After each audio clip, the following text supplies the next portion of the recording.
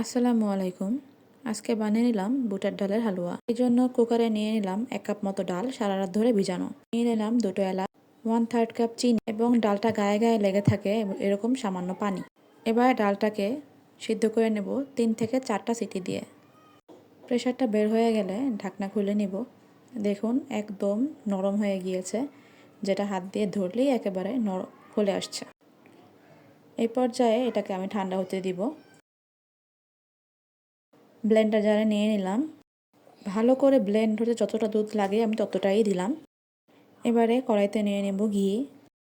এবারে তাতে দিয়ে দেব ডালের পেস্ট। সেটাকে কড়াইতে দিয়ে অনবরত নাড়তে হবে। এবারে আমি এটার মধ্যে দিয়ে দিব আরও 1/3 কাপ চিনি।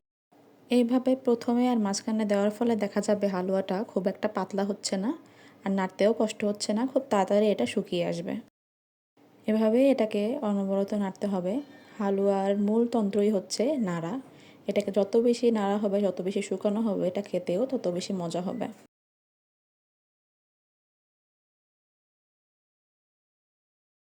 নাড়তে নাড়তে দেখা যাবে এটা একদম শুকিয়ে আসছে। এই পর্যায়ে আমি এখানে দিয়ে দেব 1/4 কাপ গুঁড়া দুধ।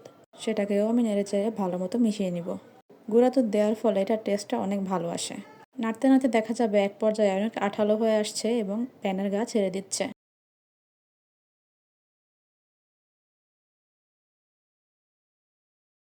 এই পর্যায়ে আমি এর ভিতরে দিয়ে দেব আরও 2 চা চামচ ঘি। ঘি দেওয়ার ফলে দেখা যাবে হালুয়াটা আরও কড়াইয়ের গা ছেড়ে দিচ্ছে এবং উঠে উঠে আসছে।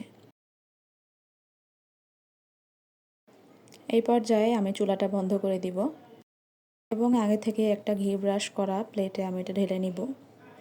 খুব ভালো করে এটাকে আমি ছড়িয়ে দিব। একদম খুব চেপে চেপে সুন্দর করে এটাকে বিছিয়ে দিব। এর উপরে দিয়ে দিব কেটে রাখা কিছু বাদাম। সেটাকেও ভালো করে ছড়িয়ে দিব এবং খুন্তি দিয়ে চেপে চেপে এটার সাথে একদম মিলিয়ে দিব। ফ্রিজে 1 ঘন্টা রাখলেই একদম সেট হয়ে যাবে। দেখুন কতটা পারফেক্ট হয়েছে, একটাও ভেঙে আসছে না। দেখতে সুন্দর, খেতেও অসম্ভব মজাদার। আপনারা চাইলেও ট্রাই করতে পারেন। ধন্যবাদ।